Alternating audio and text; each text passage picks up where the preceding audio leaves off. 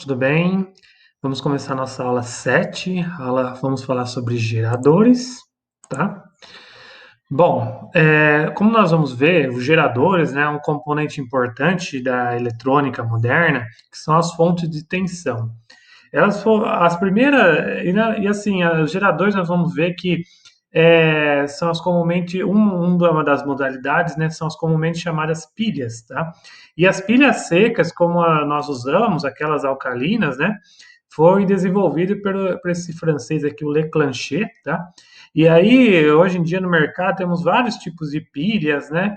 E é bem legal que ela envolve fenômenos de oxirredução, tá? Você tem dois eletrodos, um vai oxidar, o outro vai reduzir. Esse é o funcionamento das pilhas secas, mas temos outros tipos de pilhas que compõem aí as fontes de tensão, né? Pilhas úmidas, como as pilhas eletrolíticas, que é usada geralmente em bateria de carro. Temos outros tipos de fontes de tensão, mas aqui é só uma curiosidade. Mas vamos entrar então em detalhes do que são os geradores elétricos. Então, é um dispositivo, né, usado em eletrônica, e aí a ideia principal dele é que ele vai transformar algum tipo de energia na natureza em energia elétrica. Essa fonte de energia, ela pode ser de qualquer forma, pode ser energia térmica, que é proveniente da queima de carvão, por exemplo, energia mecânica, por exemplo, as hidrelétricas, né, que a água cai e vai movendo a turbina e produzindo energia elétrica, ou energia magnética, energia luminosa, como efeito fotoelétrico, enfim, tá? A ideia é sempre assim, a fonte de tensão, o gerador, ele trabalha produzindo energia elétrica. Ele pega um tipo de energia na natureza e transforma em energia elétrica, tá? Então, a fonte aqui, ela pode ser de vários tipos, tá? A piezoelétrica, quando você aplica uma tensão mecânica, transforma em energia elétrica, eletroquímica, esse processo de oxirredução, enfim, tá?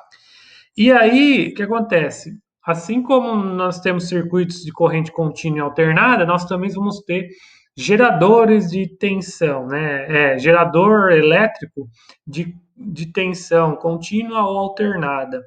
Nessa aula aqui, como nós vamos estar interessados somente em circuitos de corrente contínua, nós vamos ver somente geradores DC. O de corrente alternada fica para outras disciplinas, tá bom?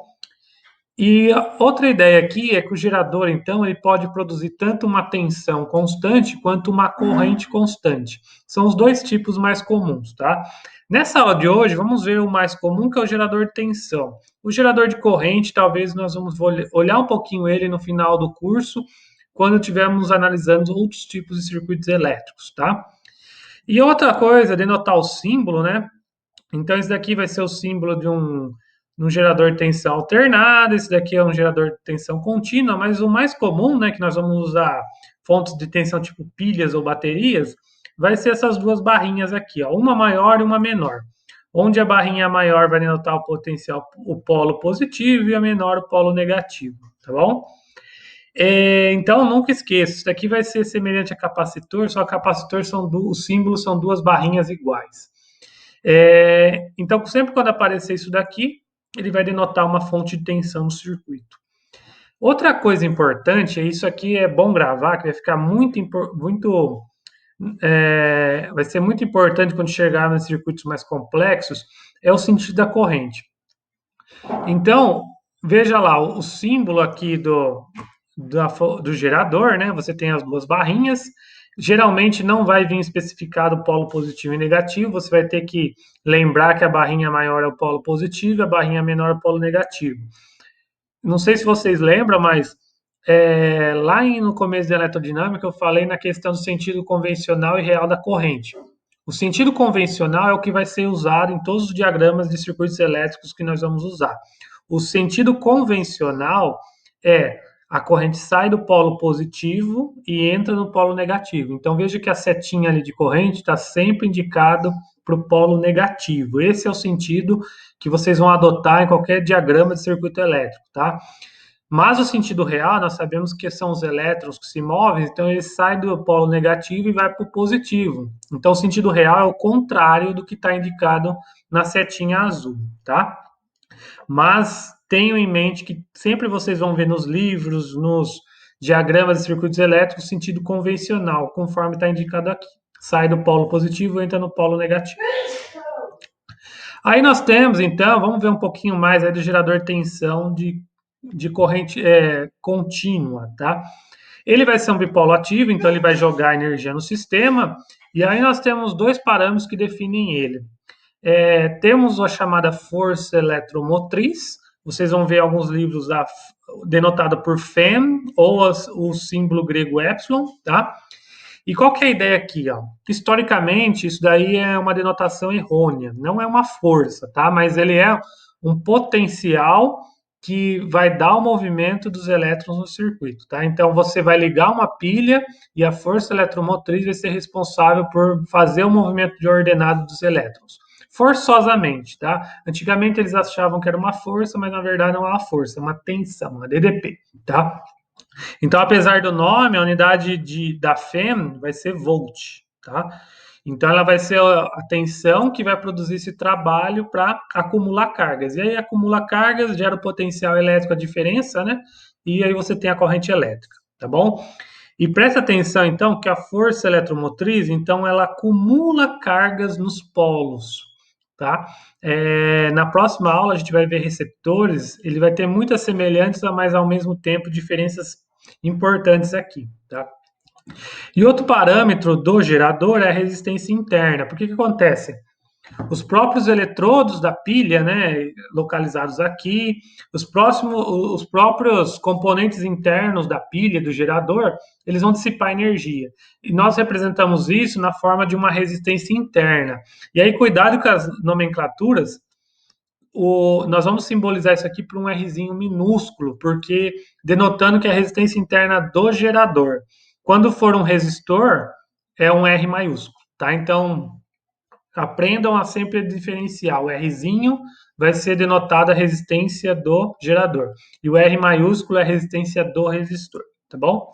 Então, ele vem da parte interna mesmo, ele vai dissipar a parte de energia, vai haver casos, né, onde você vai considerar um gerador ideal, o gerador ideal ele não tem dissipação de energia interna, então a resistência interna é nula.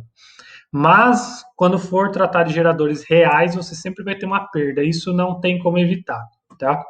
E aí o diagrama geral, ele vai aparecer assim no circuito, vai ser a fonte, né, de tensão aqui, os polos, não vai ter indicação do positivo e negativo, isso não é comum, e você vai ter aqui um resistor sempre acompanhando, que é o Rzinho, que é a resistência interna, tá bom? Então essa é a representação mais real aqui do gerador de tensão. Bom, aí vamos começar agora a analisar de forma mais aprofundada. Todo componente eletrônico, nós vamos ver que tem uma equação característica. A equação característica do resistor é a primeira lei de Ohm, U igual a R vezes I. Do gerador, ele vai ser dessa forma aqui. E o que ele representa?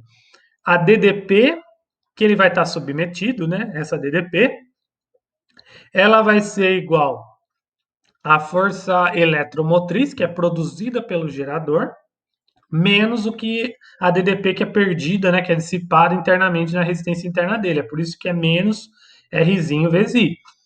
E veja, se eu ligar aqui um resistor, né? Em série com essa fonte de tensão, ele vai estar submetido a esse potencial U e não ao potencial da força eletromotriz, tá? Porque parte aqui é dissipada internamente no gerador.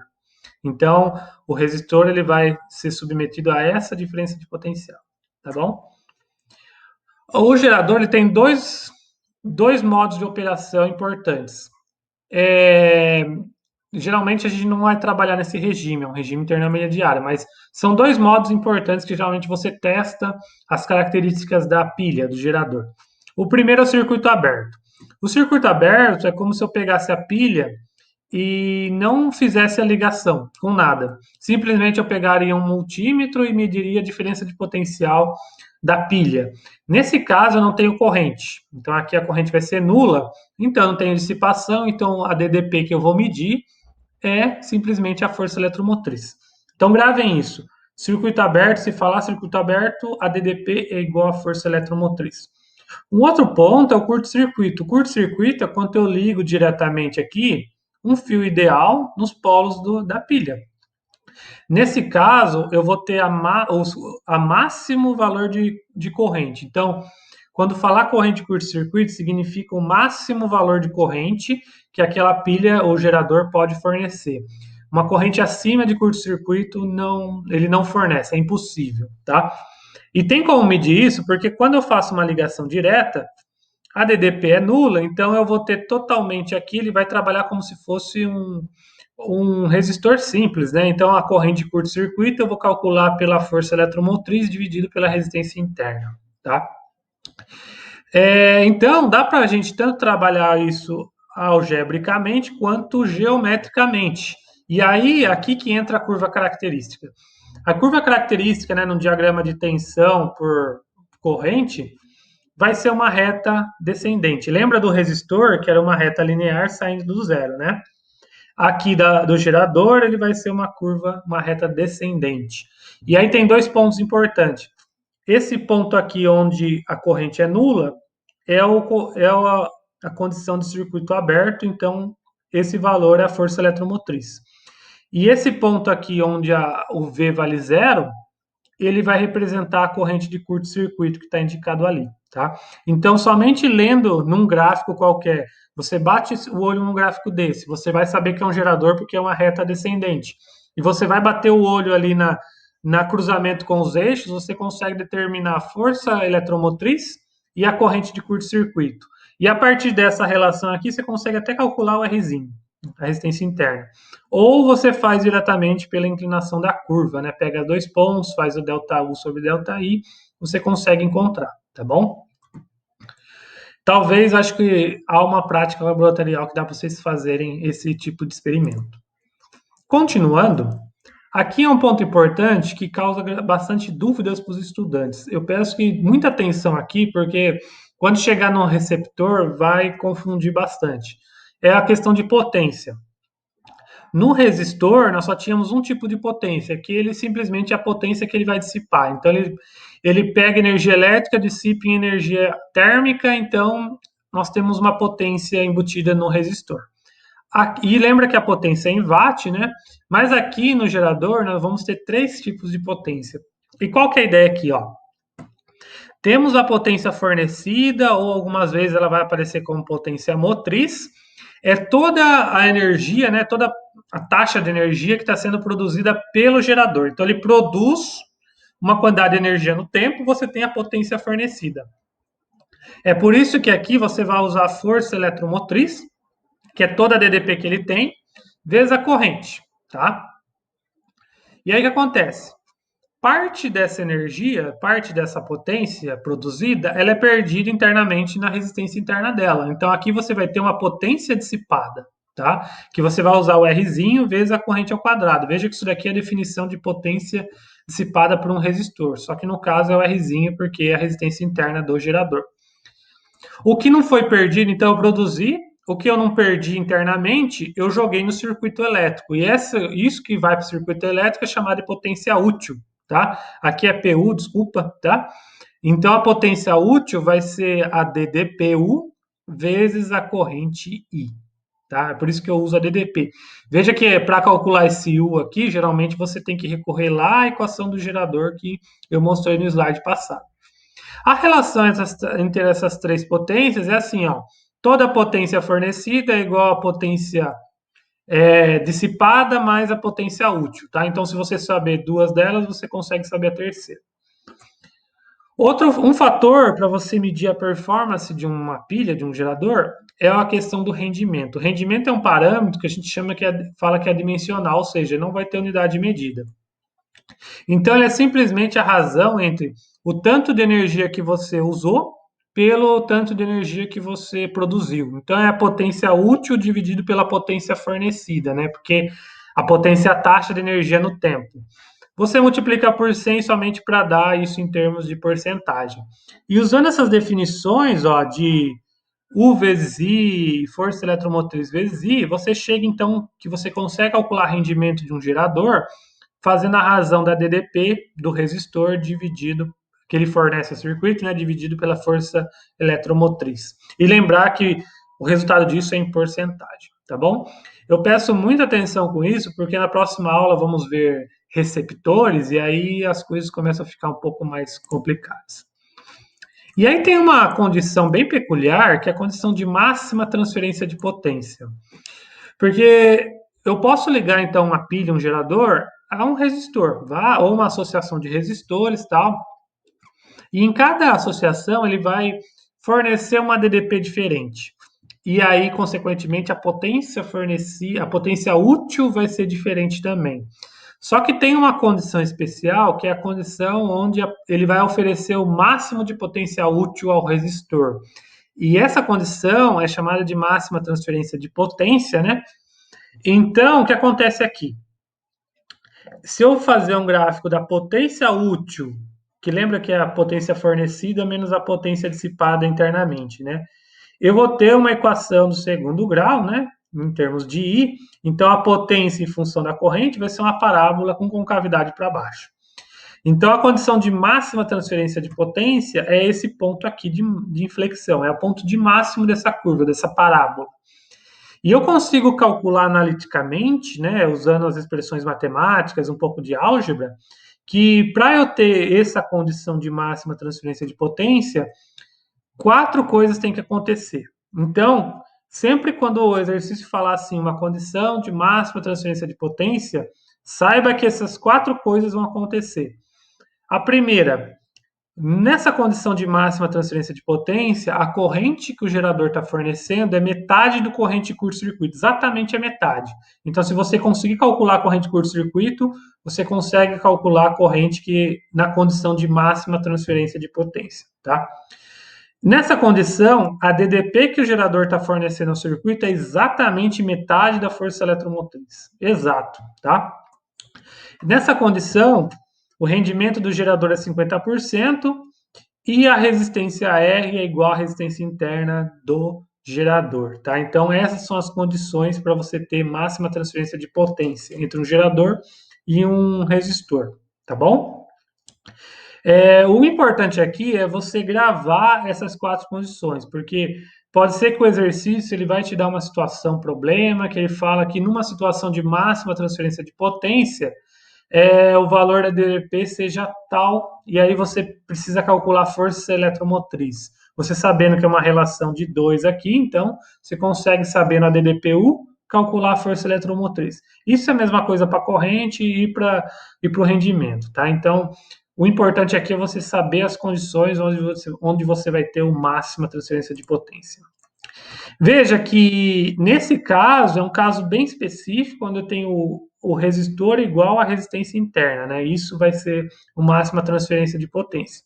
Qualquer outra condição, enfim, de qualquer tipo de resistor ou associação de resistores, você usa a lei de Poulier. A lei de Poulier foi criada por esse francês, né, no século XVIII para XIX, e a ideia é o seguinte: então eu pego o meu gerador aqui, né, com a resistência interna, e aí ligo a um resistor R, ele vai fornecer uma DDPU e uma corrente I que vai ser única. Veja aqui que eu estou falando só de circuitos de malha única, tá? Então é só um circuito aqui e tal, que a corrente vai fluir, eu não tenho nenhum tipo de nó, tá? Esses casos de mais de uma malha a gente vai ver depois com as leis de Kirchhoff. Aqui são circuitos mais simples.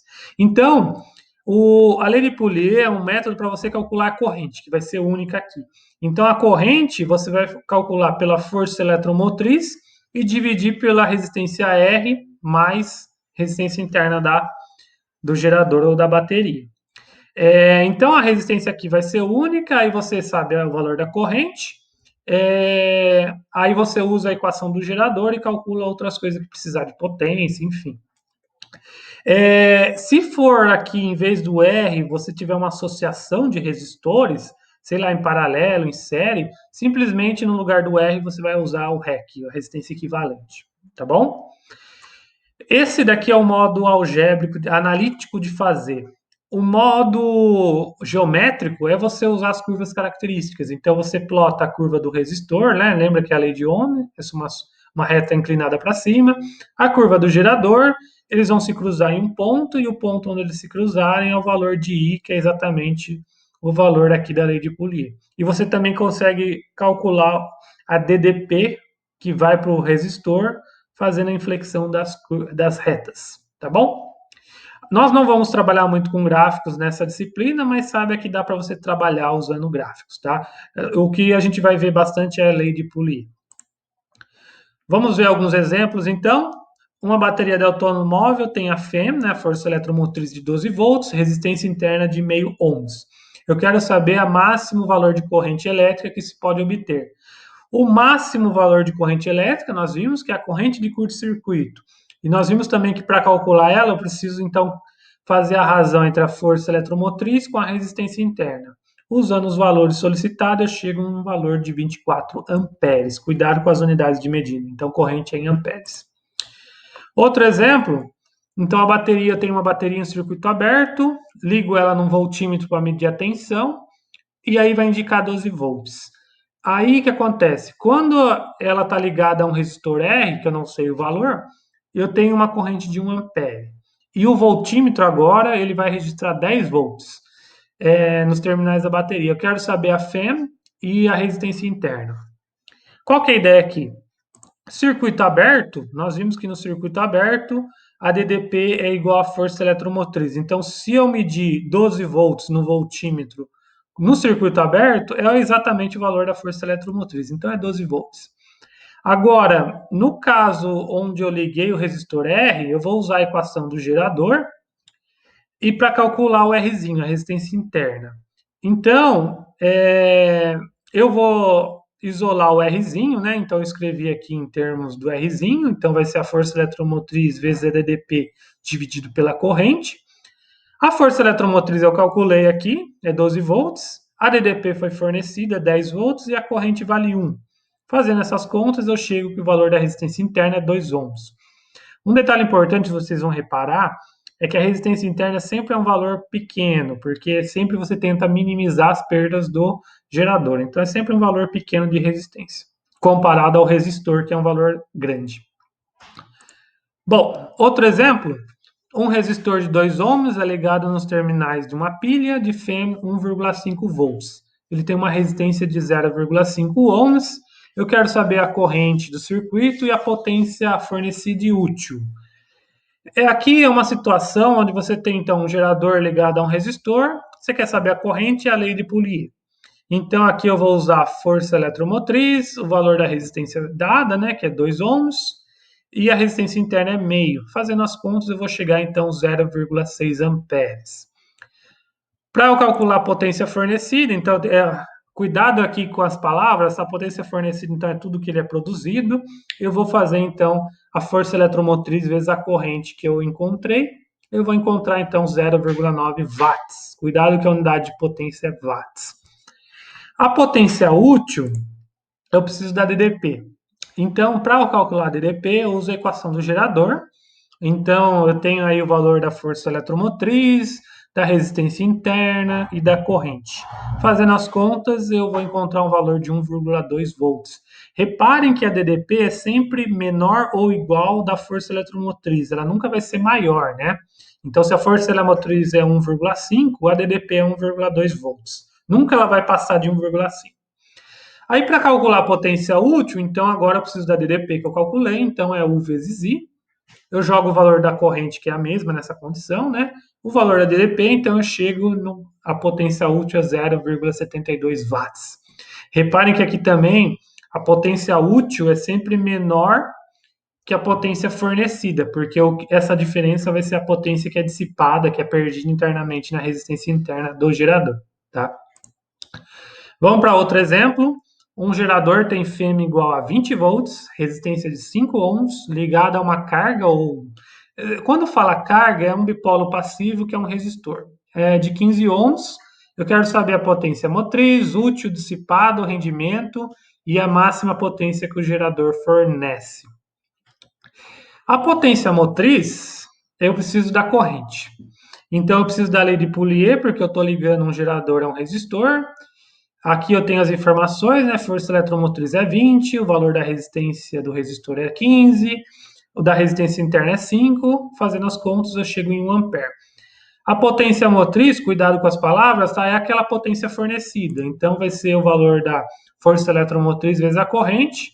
Fazendo as contas, 20 vezes 1, eu vou ter, então, 20 watts. Cuidado que é watts, que é potência agora, tá bom? A potência útil, igual do exercício anterior, eu preciso da DDP. Então, eu uso a equação do gerador, força eletromotriz, que é 20, menos a resistência interna, 5 vezes 1, que é a corrente, 15 volts. E aí a potência útil, então, é a DDP vezes a corrente. Eu chego, então, no valor de 15 watts, tá bom? Veja aqui que também é menor do que os 20 watts aqui da potência fornecida, tá? A potência dissipada no gerador, então, é essa diferença entre a potência fornecida menos a potência útil, que vai ser 5 watts. Então, o gerador ele produz 20 watts, perde 5 internamente, e aí ele vai jogar no circuito 15 watts, tá bom? Aí eu quero saber o rendimento, nós aprendemos como se calcula isso, né? DDP dividido pela força eletromotriz, multiplica por 100 para dar em porcentagem. Então, fazendo a conta, eu chego em 75%, tá bom? E é um gerador muito bom para trabalhar um regime de 75%. Aí, para saber a máxima potência que o gerador fornece, lembra lá das condições, né? A condição de máxima transferência de potência, eu tenho que a DDP vai ser exatamente metade da força eletromotriz. Então, a DDP vai ser 10 volts. Lembra que a corrente vai ser metade da corrente de curto-circuito.